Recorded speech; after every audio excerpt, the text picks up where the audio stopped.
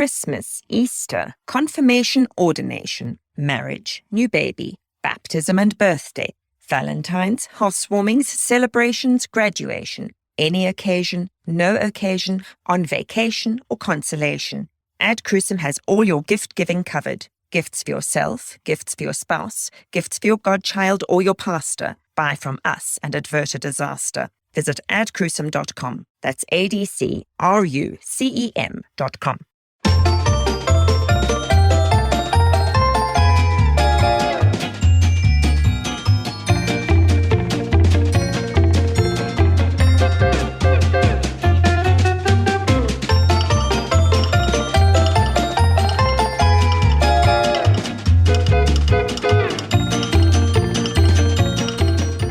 Listening to the Lutheran Ladies Lounge podcast. I'm Sarah. I'm Erin. I'm Bree. And I'm Rachel. Once again, we're in our home recording studios. This is becoming a thing again. This time for an ice storm that hit St. Louis. Yes. Welcome to Midwest winter that we didn't have to deal with last year because we were all home anyway for COVID. So today, I'm very excited. Today is a Rachel's Trivia Challenge on quite possibly my favorite beverage in the entire universe. You might dominate this round. We're gonna get spanked, Sarah. Like, it's straight up. I am drinking the thing that we're having trivia about. So, Rachel, take it away. Well, I was on the fence for a long time about what to do for our trivia challenge this time because we've done so much fun stuff. And, you know, this time of year, we've got it pretty well covered. If you want to know about Ash Wednesday, we've got that. If you want to know about Lent, we've covered that. If you want to know about Mardi Gras, we've covered that. What else do we got?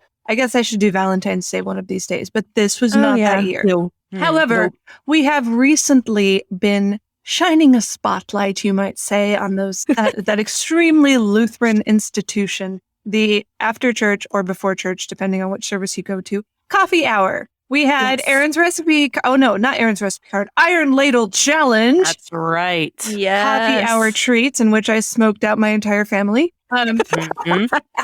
We had our Super Bowl style pregame commentary from Bree's Radio Theater.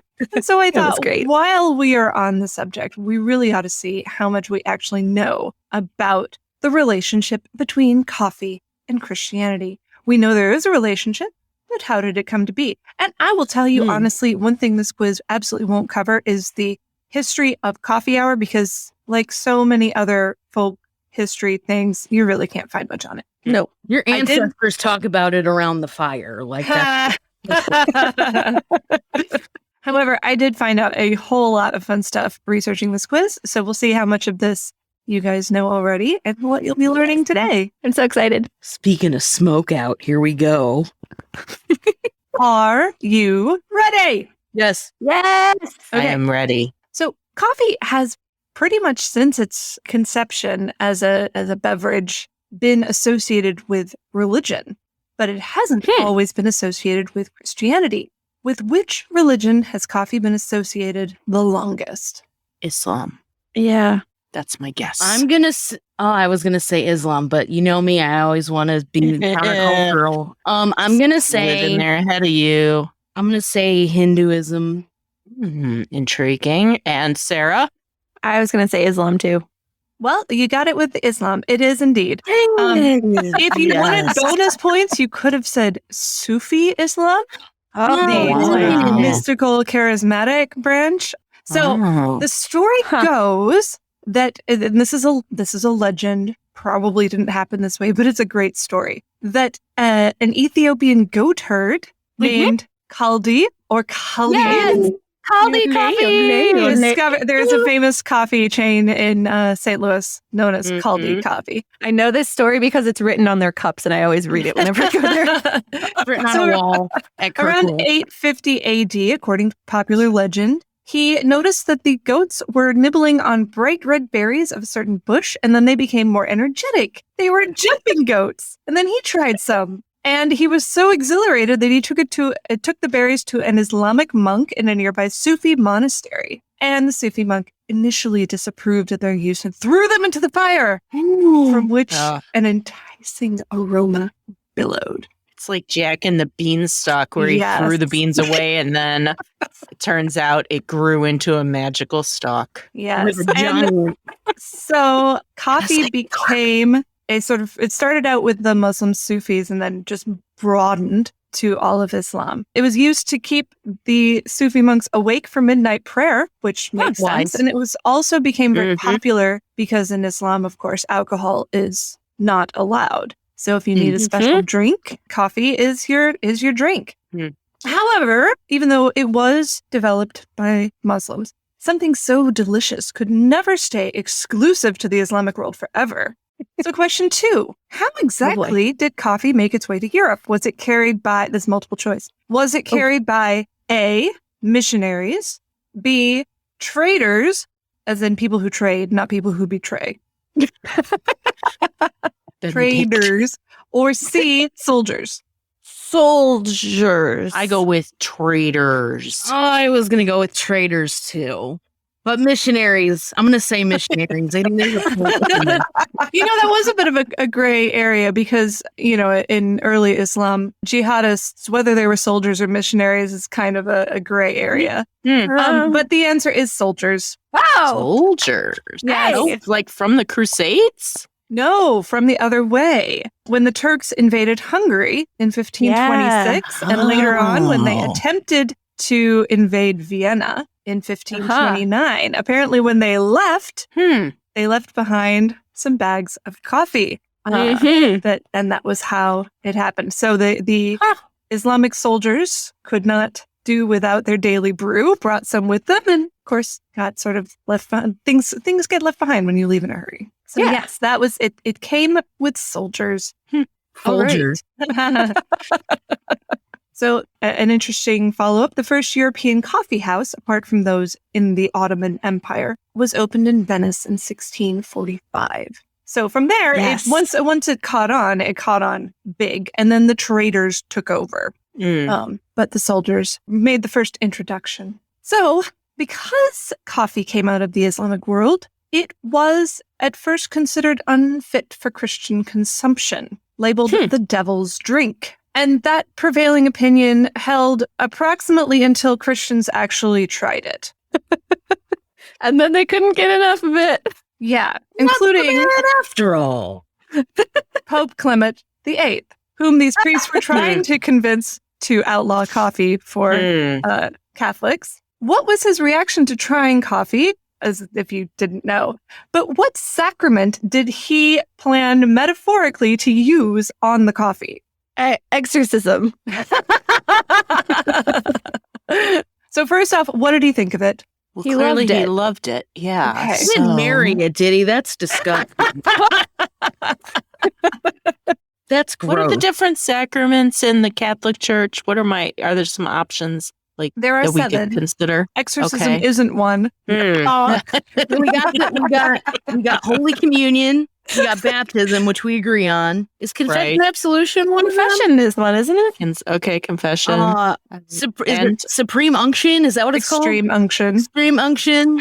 Extreme. And marriage. That's one. Last rites. That's extreme unction. Oh.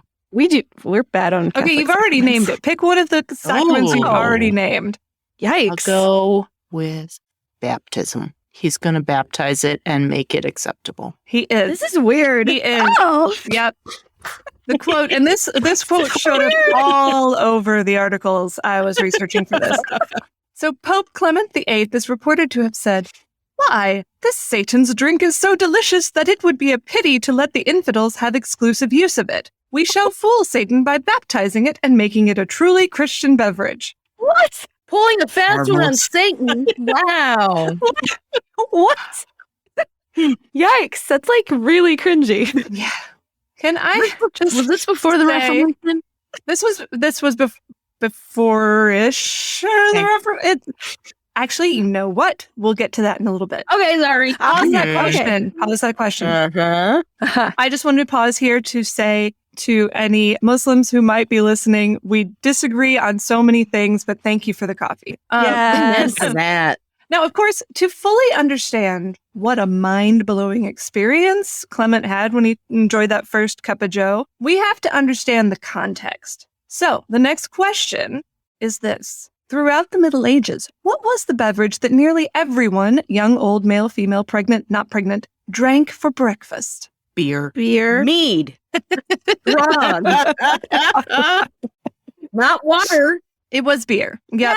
Yeah. It was not the kind of beer that you would normally think of today. It was called small beer, which is fairly weak, about 1% alcohol by volume. So, Miller so Lite. table beer. However, it's still a lot to be drinking for breakfast. Like, I feel like my productivity would go way down if that was my daily opposite routine. effect. Yeah. Yep. And it was common for workers who engaged in heavy labor to drink more than 10 imperial pints. That's 5.7 liters of small beer a day. So sort of like Gatorade. It was nutritious. Yeah. And also did have some nutritional content. Yeah. B vitamins, traces of wheat. So yeah. But even so, given this, coffee was absolutely a game changer to Christian growth. So much so that several memes floating around the internet have pointed out that coffee and the Reformation arrived in Europe at roughly the same time. You may have seen them. They often conclude with the punchline, beware a caffeinated pastor. Yep. This raises an important question. Was coffee and not the Holy Spirit / Word of God responsible for the Lutheran Reformation? Did Luther drink coffee? No. I say no. I'm going to say also no. It was, well, Sarah? coffee arrived in Wittenberg after 1517. You're right? Quite correct. Yes. Yeah. Yes. I've read those memes very closely. Sadly, Luther was unable to enjoy his cup of coffee. I got this from Pastor Chris Gillespie, who runs a side gig as a coffee roaster. So sadly, Luther was unable to enjoy a cup of coffee while writing his beautiful theses or translating the Bible into German. The beverage did not arrive in Germany until 1670. Yeah. Not long after 16. I'll have to check that. You know, But- I would almost. But it was think he would after have Luther's tried it lifetime. and used some like offensive insult for the taste of it, like he does for this tastes like a fart coming out of the devil.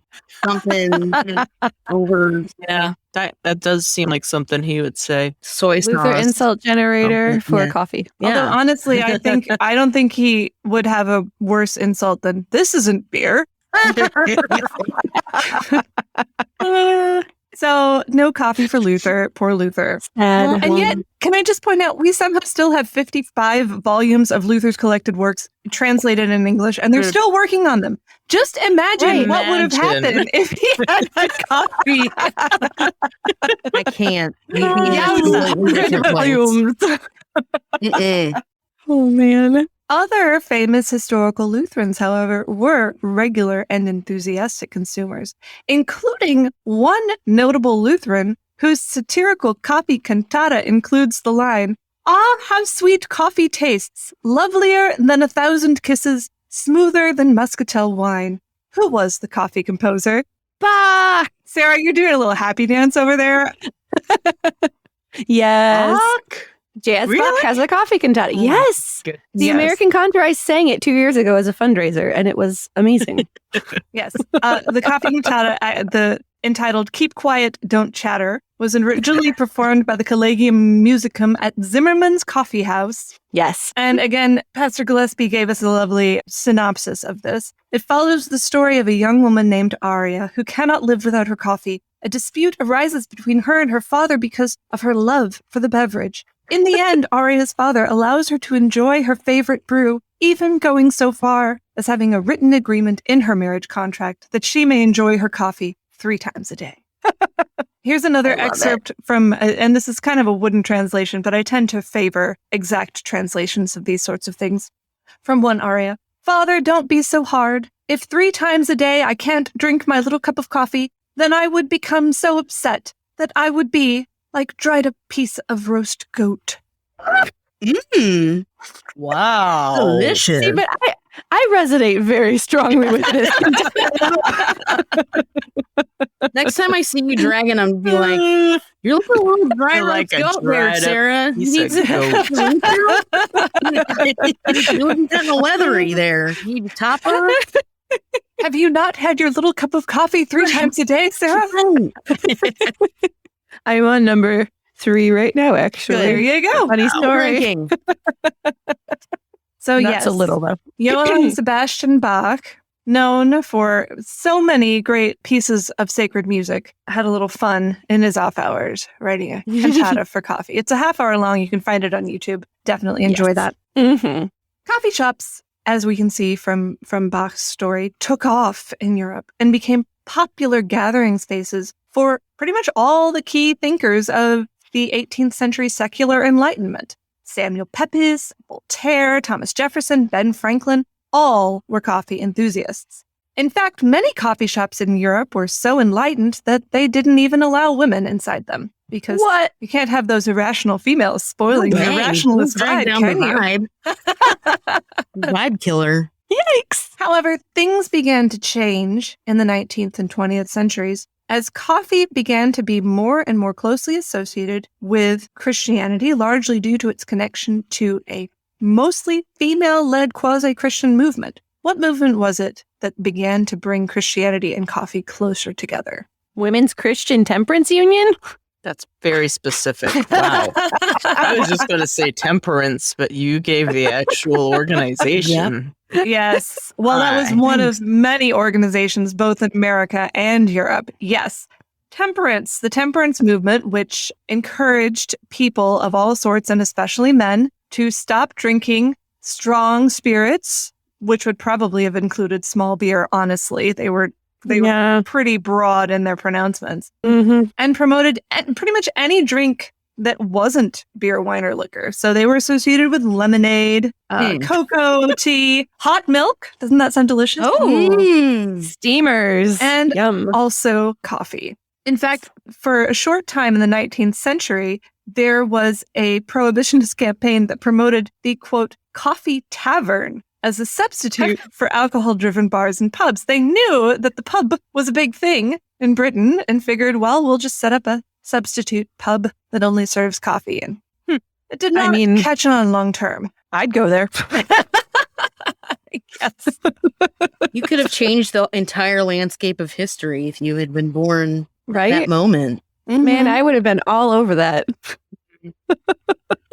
Well, and the truth is that coffee is still a major part of the modern day grandchild of the temperance movement today. If you know anyone who's been associated with Alcoholics Anonymous, ask them what they serve in an AA meeting. Coffee. It's always coffee. Lots and lots of coffee. Somewhere along the way then, and as I said at the beginning of the quiz, we aren't sure exactly how or when, at least not in the superficial research that I did for this episode. But somewhere along the way, coffee jumped from the coffee house into the church basement, and there, my friends, it took over. Yes. Coffee has become, in the words of one journalist, the sipping sacrament. Some people do joke about coffee hour being the third sacrament after baptism and the Lord's Supper. All joking aside, though, heavy coffee drinking has long been considered Christianity's most acceptable and even brag-worthy vice. We all talk about coffee. And with few exceptions, nobody seems bothered by it or even particularly aware of it. Our next question shows one example of this. Oh boy. Which 90s Christian rock band Oh no. took a quick coffee break from their usual music, that, you know, the kind that worships God, and instead included a rhapsodic ode to coffee in their 1997 album, Much Afraid? Newsboys? I was going to say Newsboys. Nope. Jars of clay? Yes! Oh! It's just the weirdest thing to see on the album. You've got like Christian song, Christian song, Christian song. Oh, how I love coffee. The song is good coffee, strong coffee. And I won't give you the exact lyrics because copyright. Copyright. Look it up, the coffee song from Jars of Clay, to see exactly how Christians of the late 90s feel about coffee. Is that the same album that Flood was on? I don't think so. I think it might have been the one after that, but don't quote me on that. Because now that song's running through my head. Flood is not on Much Afraid. Which album is it on? I don't even know the song. You do. You just don't realize you do. Okay, maybe I know it. You do. From the album Jars of Clay. It was their self-titled debut album. Oh, okay. Okay. 1995. So this is 2 years after Flood. Got it. They're like one of the hottest things in Christian music at this point. And here, I thought they only had one song, I do, let alone one album. I do know it. Okay. Sorry, I was a small child at that point. Yeah. And we listened. Yeah. We were mostly a Newsboys and DC Talk family. Good reason. I was in college. They were good. And I was in college. and Audio Adrenaline. I know. POD. Sometimes I forget how young you are. I know. So, yes, Jars of Clay, the popular Christian rock band, wrote an ode to coffee on their 1997 album, Much Afraid, called The Coffee Song, or in parentheses, Good Coffee, Strong Coffee. This was not the self-titled debut album on which we heard Flood. Great song. Great song. One day we'll have to do an episode on 90s Christian rock. Yes. Wow. Can we do that without clips or exact quotes or singing the songs? I don't know. Can we ever reach like the Java words or whatever? Sarah, you handle the permissions and we will make that happen. Oh, yikes. Anyway. At any rate, moving on. The connection between coffee and Christianity has only grown more noticeable in the digital age. While many Christians would hesitate maybe to share photos of themselves chugging a beer or sipping a dry martini, especially during church activities and even especially during personal devotions, the same does not hold true for coffee. No. But the question remains, when you're sharing that post on Instagram about your quiet time with the Lord, which you are having with a giant cup of coffee in your hand, how do you structure your hashtag? So I was curious and had to see which hashtag on Instagram, and Twitter might be different. This is just Instagram. Which hashtag is more popular?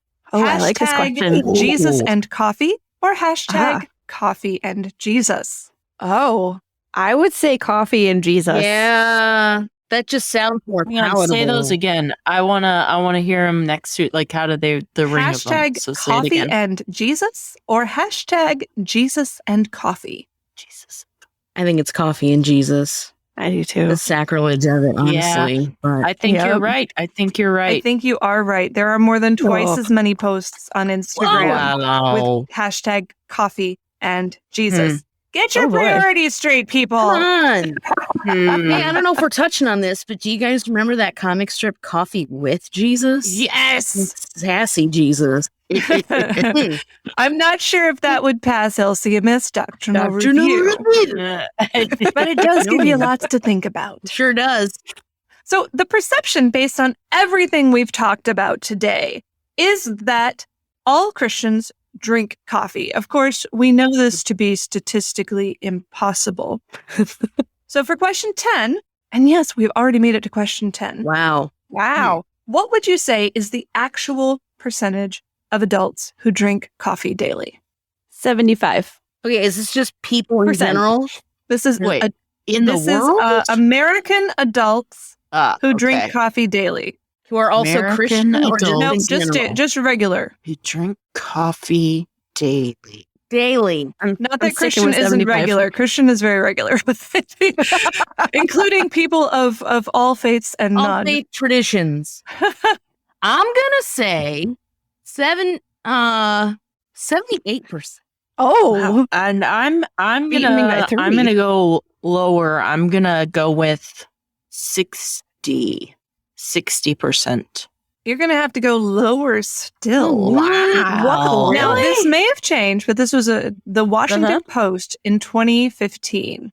Pre-COVID. A statistic that 54% of American adults drink coffee daily, which honestly surprised me. Yeah, that's low for seems me. really low. Because 54% is barely a majority, albeit an extremely vocal and enthusiastic majority. Yeah. But still. Tremendous. So just to turn this in the practical direction for a moment, not a long while, just a little moment, maybe when we are hosting our coffee hours at church, we should be sure to realize that only a little over half of the average American adults drink coffee and make sure that we have alternative beverages and maybe even think about alternative branding as much as I adore coffee hour. In fact, I started drinking coffee partly so I could be a true participant in coffee hour.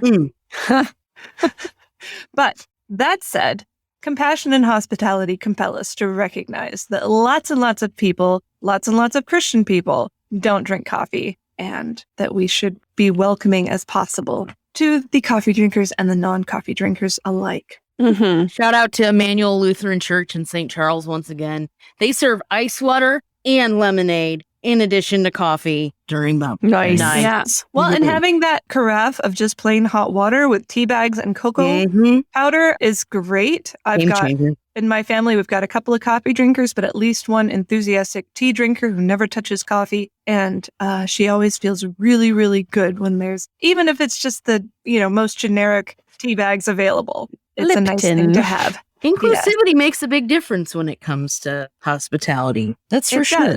It does. It's true.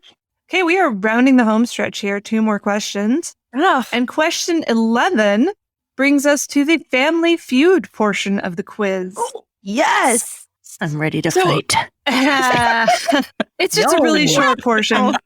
Don't get too excited. Escalated very quickly. In a recent Barna poll on things that Christian churchgoers missed most during the pandemic, where would coffee hour fall? Second. Out of how many options? Out of all the options.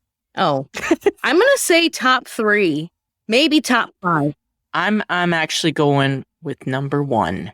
Wow. Number 1. Okay. I am sacrilegious, but I think this is the poll.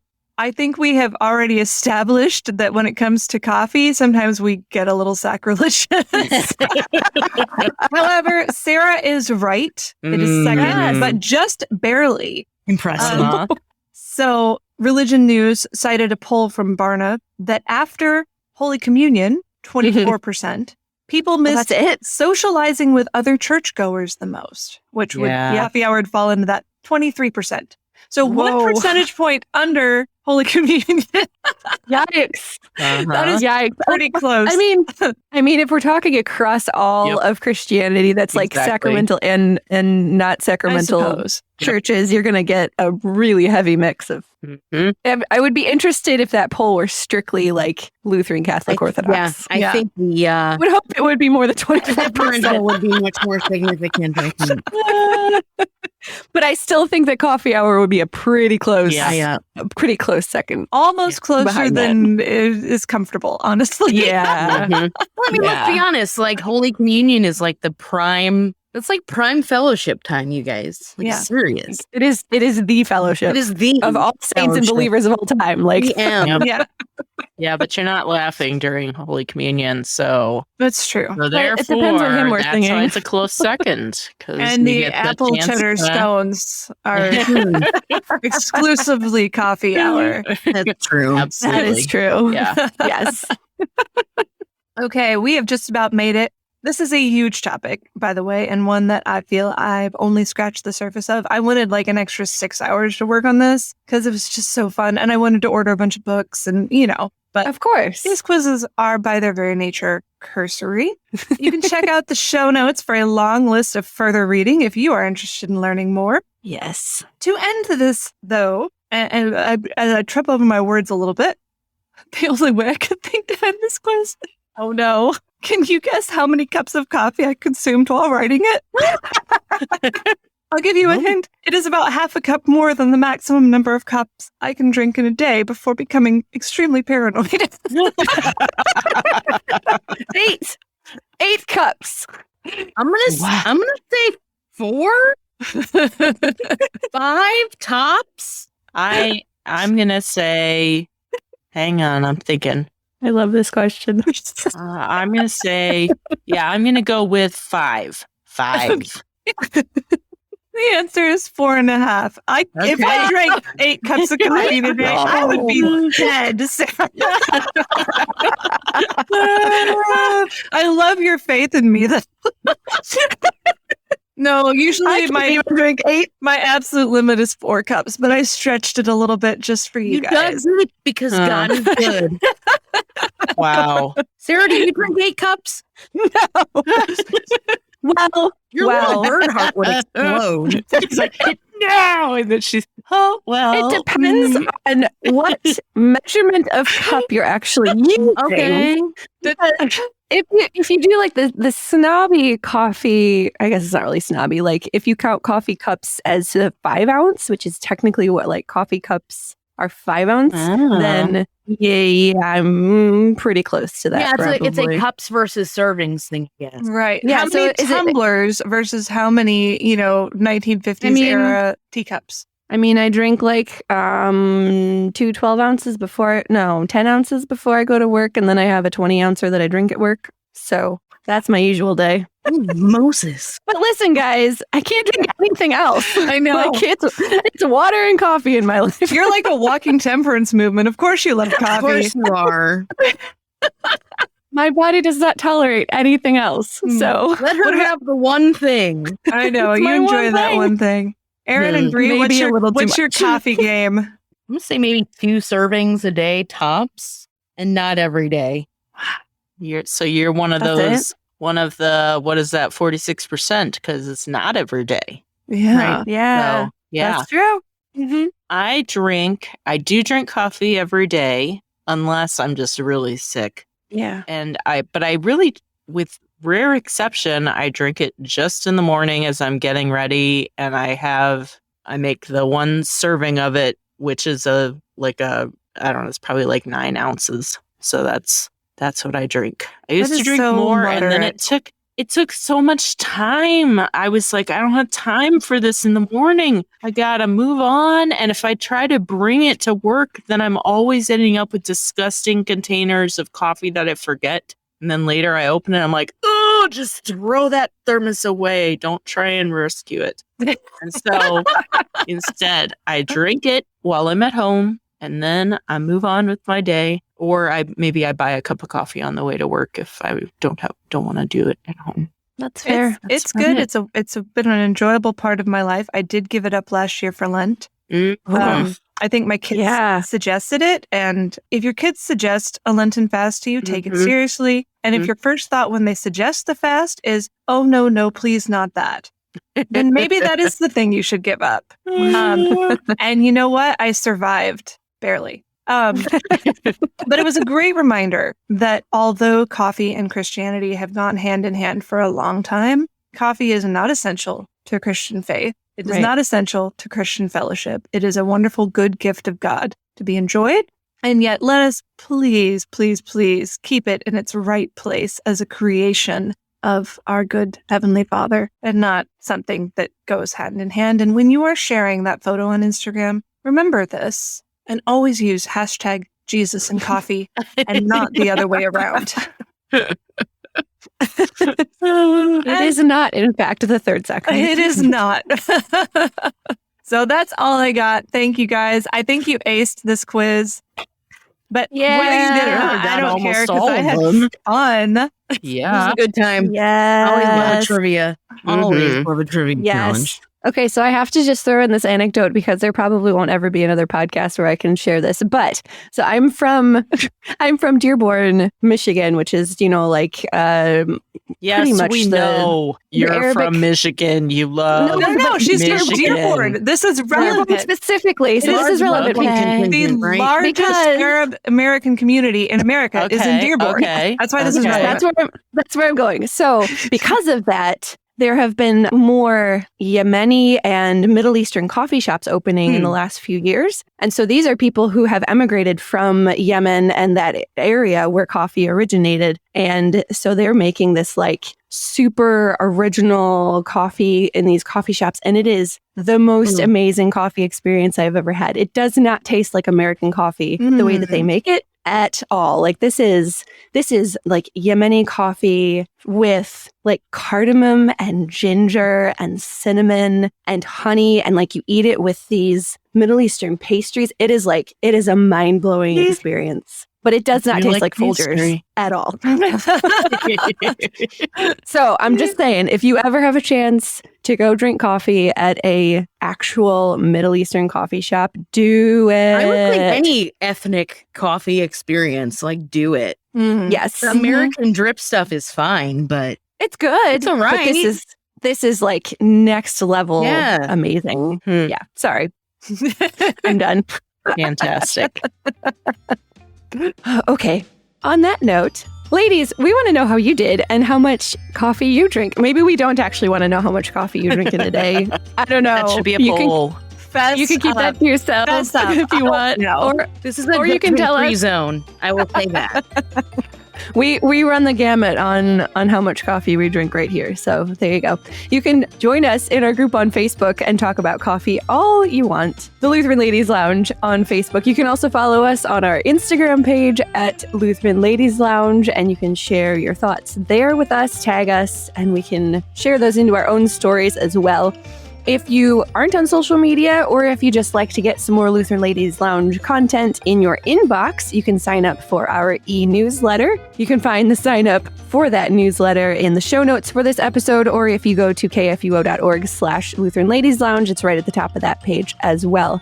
You can find all of our podcasts at kfuo.org/Lutheran Ladies Lounge, or on the KFUO radio app, or on your favorite podcasting app. You're listening to the Lutheran Ladies Lounge podcast. I'm Sarah. I'm Erin. I'm going to add hashtag Jesus and coffee to every Instagram post that I make, regardless of its relevance. And if you need me, I'll be in a corner twitching.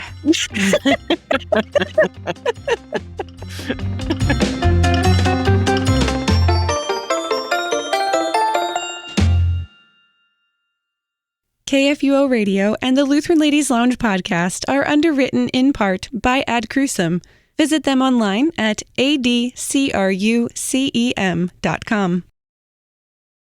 Views and opinions expressed on the Lutheran Ladies Lounge podcast may not represent the official position of the management or ownership of KFUO Radio, the Lutheran Church Missouri Synod. The Lutheran Ladies Lounge is produced by KFUO Radio and available at kfuo.org or wherever you get your podcasts. Join our community on Facebook in the Lutheran Ladies Lounge. Is someone coming in the door? Thought someone was coming in the door. Friend or foe? Friend or foe? They're wearing their invisibility cloak. Okay. We'll just ignore. They haven't invaded yet. So earlier when you were like, is there someone behind you? Like, that was actually paranoia. Like, not, that was the coffee speaking. It might have been. Yeah, no, my anxiety goes up to 11 when I drink too much. That's why I cut myself off usually. It might have been. Yeah. No.